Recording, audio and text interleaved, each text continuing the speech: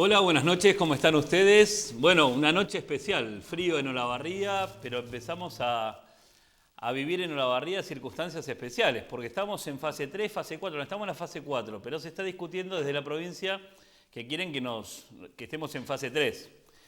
¿Cuál puede ser la diferencia de la fase 3 y la fase 4? Bueno, tiene que ver con la circulación de los más chicos, tiene que ver con algo que reclamábamos todos, donde se puedan mover los más chiquititos, por lo menos en algún horario, que se pueda respirar un poco, sobre todo en el interior, donde hay, como en Olavarría, parques, donde hay lugares de esparcimiento y la gente puede estar a más de 2 metros de distancia. Hoy estamos viviendo este tema del coronavirus. Yo sé que ustedes están hartos, todos estamos de alguna manera hartos, pero hay que vivirlo, hay que transitarlo. Y vemos a nivel nacional lo que está pasando en Capital y Gran Buenos Aires, en el AMBA, que está, bueno, realmente está bastante complicado el tema. Pero en Olavarría y en algunas ciudades del interior el tema es diferente. Y nosotros tenemos que ir transitando de acuerdo a lo que nos pasa acá. Por eso es tan importante este reconocimiento que hicimos el otro día al Popular, los 121 años, que haya noticias locales, que haya medios locales, a todos los medios que hay hoy en Olavarría que puedan llevarle actualidad de lo que está pasando hoy en la ciudad. Bueno, hablando de actualidad, realmente mucha gente está tratando de vivir este tiempo lo mejor posible en su casa, encerrado, saliendo lo menos posible, pero falta muy poquito para las próximas elecciones y parece que empiezan a alargarse ya algunos, a mi entender, una elección, podríamos decir que el año que viene, bueno, va a haber elecciones legislativas, si Dios quiere, y ya empiezan a perfilarse algunas internas. Vamos a ir viendo, y si podemos ver un poquito del tema macro, qué es lo que está pasando, y podemos observar algunas acciones de algunos miembros políticos y podemos ir viendo cómo se van desprendiendo para diferentes lados hacia diferentes intereses. Así que vamos a tener con ustedes parte de las experiencias, lo que se vivió hoy en el Consejo Deliberante, qué es lo que está pasando en la ciudad de Olavarría a nivel político, cuáles son los nuevos jugadores que hay, y bueno, cada uno después va a sacar las conclusiones de lo que va viendo en los diferentes lugares. Vamos a empezar con Eduardo Branschwin. Nosotros armamos un lugarcito muy especial con Eduardo que tiene que ver con el asesoramiento tanto de la parte previsional como temas que le interesan a la gente desde la parte legal. Y hoy vamos a hablar de un tema que me parece muy interesante, que es teletrabajo, y otro tema que tiene que ver con la ley de alquileres. Va a ser rapidito porque hay mucha política hoy. Y Eduardo, este tema es muy importante. ¿Cómo andás? Gracias por estar nuevamente acá. ¿Qué tal, Ignacio? ¿Cómo estás? Buenas noches. El teletrabajo es algo muy importante porque fue algo que llegó para quedarse, calculo, en muchos ambientes, sobre todo muchas empresas grandes que en Buenos Aires ya nos enteramos que han dejado oficinas enormes y están trabajando sobre una ley para poder reglamentar esto del teletrabajo, ¿no? Porque contrariamente a lo que muchos creen, lleva más trabajo a veces el teletrabajo, estar en la casa con trabajo que hacer un horario, ¿no? ¿Cómo? Claro, exactamente. El tema este es que por un lado viene a regularizar la situación que se venía dando, porque ya había muchas personas antes de la pandemia que estaba prestando el trabajo de esta forma, ¿sí?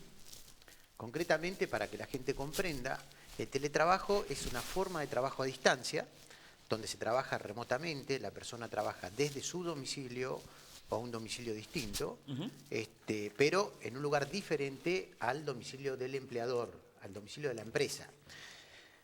Consecuentemente, este proyecto, por lo tenemos que aclarar, es un proyecto, recién tiene media sanción de diputados, en la semana que viene se va a tratar en la Cámara de Senadores, y tiene muchas características de actualidad, lógicamente, porque con esta cuestión de la pandemia se ha desarrollado mucho el teletrabajo.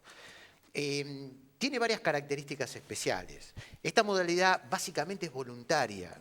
Esto quiero Es bueno dejarlo esto en que claro. decís. O sea, no es obligatorio trabajar en la casa. No es obligatorio. Tiene que haber un consenso. Tiene que haber un consenso entre las partes, entre el empleador y el empleado. Voluntario no quiere decir o no quiere significar de que no haya una jornada laboral, ¿sí? Que debe ser pautada y en la cual se debe prestar el servicio.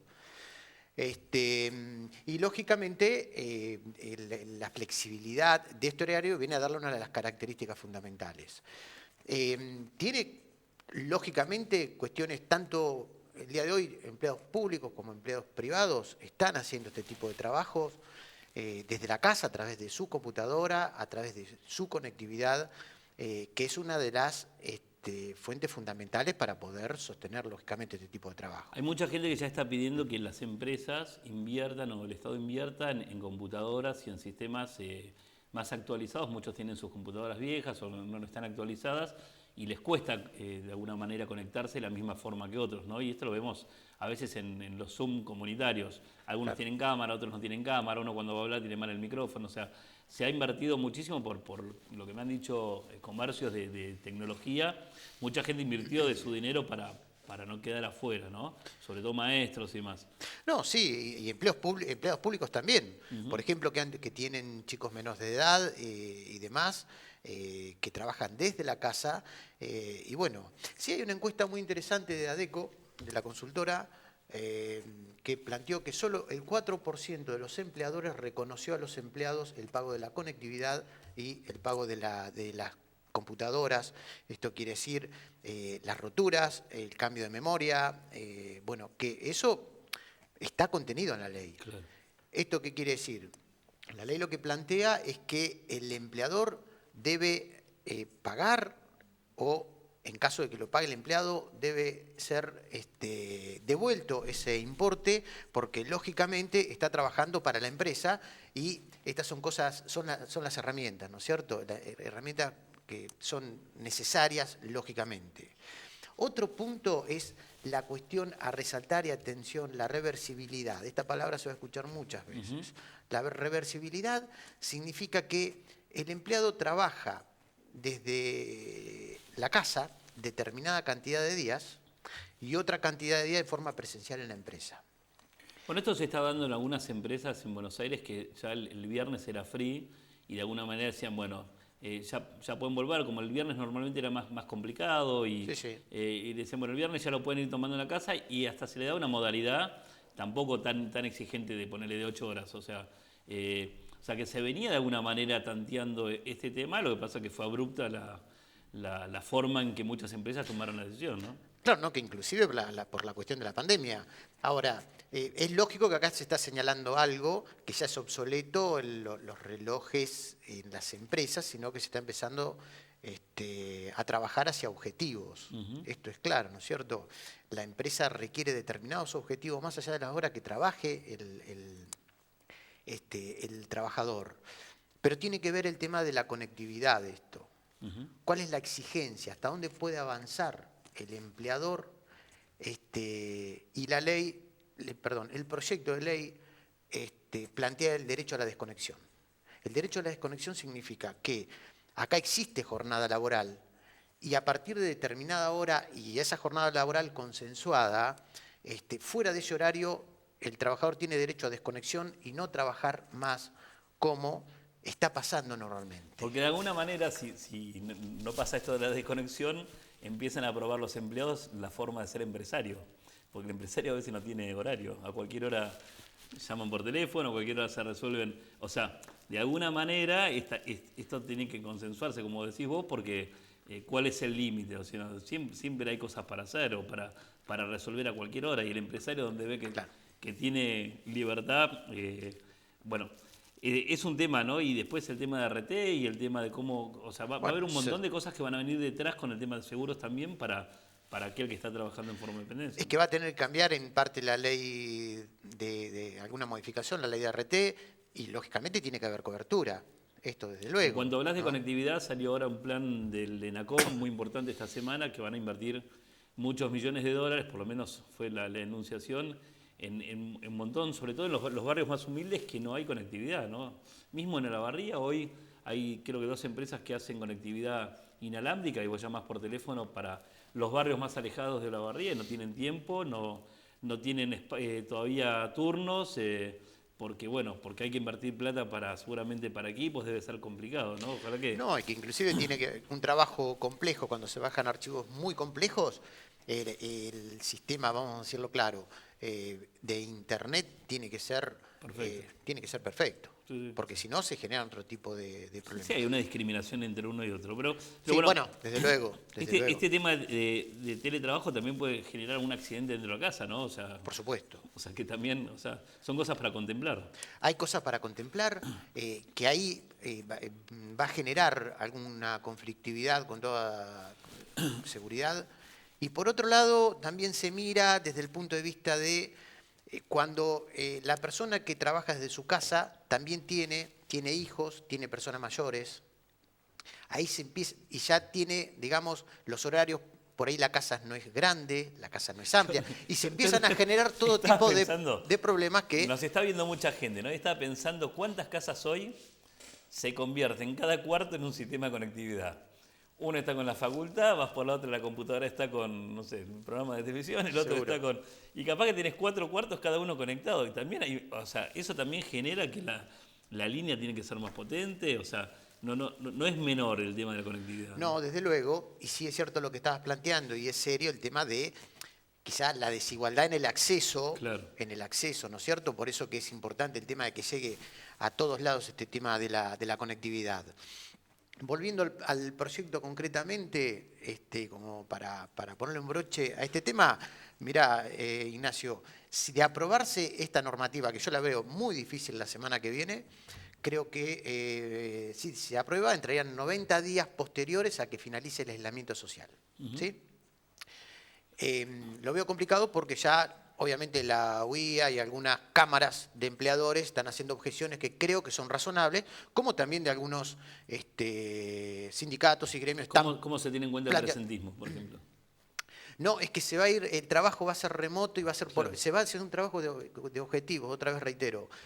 Como Ya en hay Estados empresas, Unidos, claro. hay empresas informáticas Totalmente. que hace mucho trabajan de esta forma. Está muy bueno.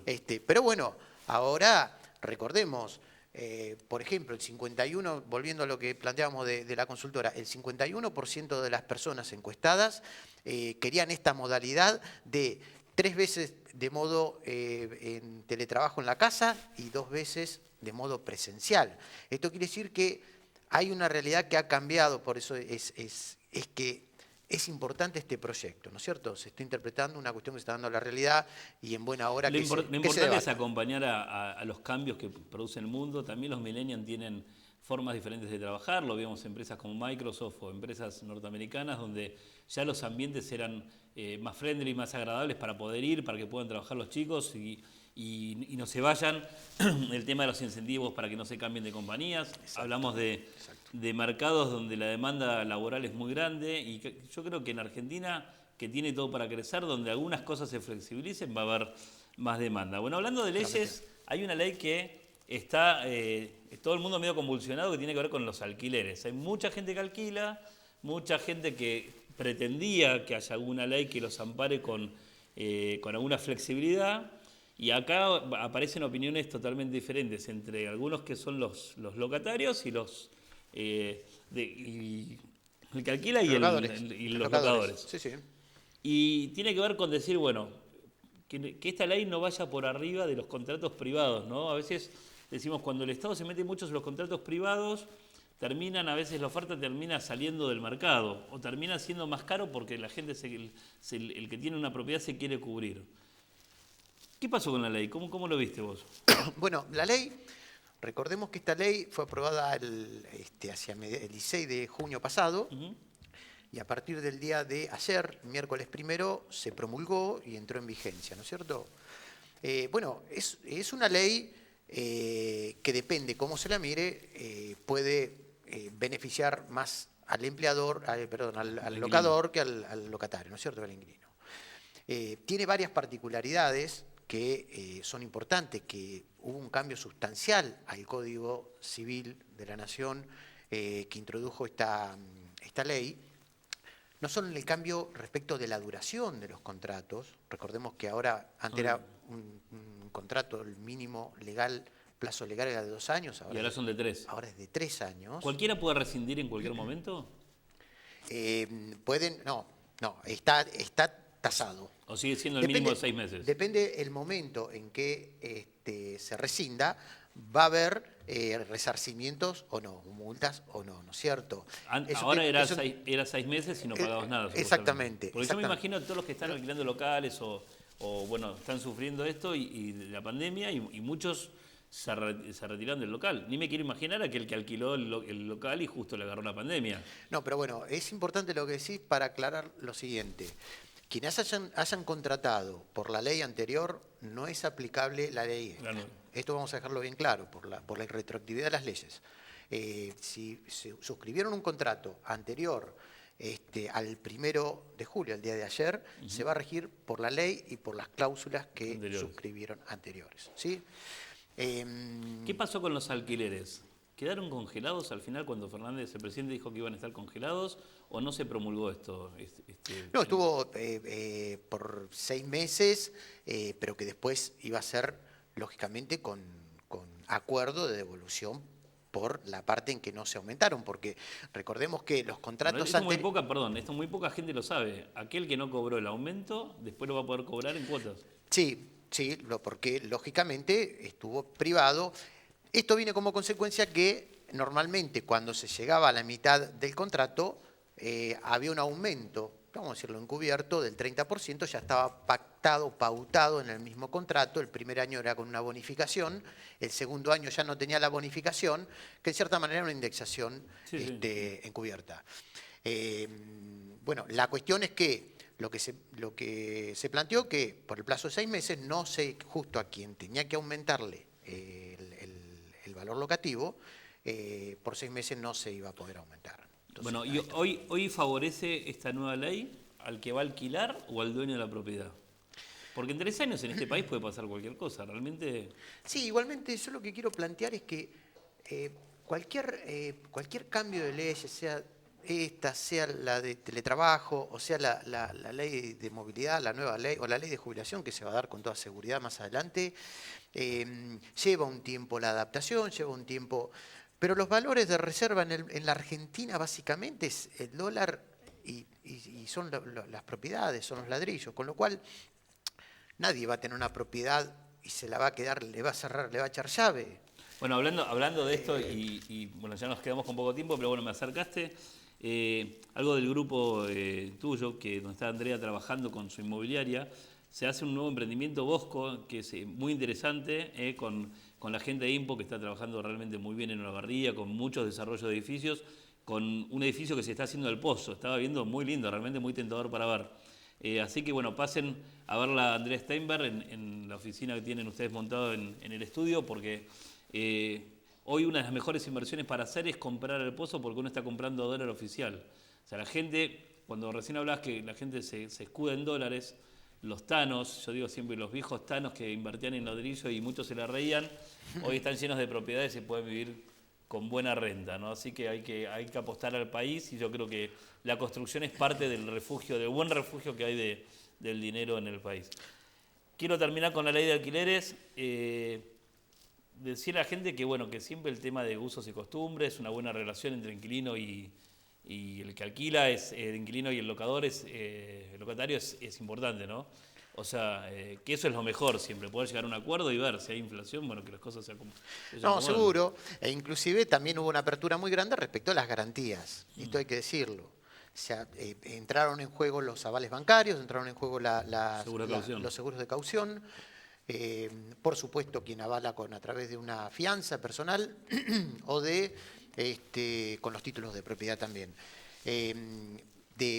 Siempre el inquilino o quien va a alquilar tiene que ofrecer 2 garantías de este tipo, y el locador elegirá una de ellas, la que más le convenga. Por supuesto que la ley es mucho más amplia, tiene muchos pormenores que hay que analizar y hay que ver, como el caso de expensas, como el caso de la rescisión para la renovación de los contratos, de manera que, bueno, en la medida que podamos vamos a ir desarrollando un poquito más y básicamente cómo van a ser los aumentos, ¿no? Anuales. Eduardo, estamos con poco tiempo. La verdad tenemos que estar para 2 horas, pero sabemos que está por dar una charla por Zoom en cualquier momento para todas las inmobiliarias, muchas inmobiliarias que todavía están leyendo la ley, interpretando. Sabemos que vos estás especializado, también te pueden ir a consultar.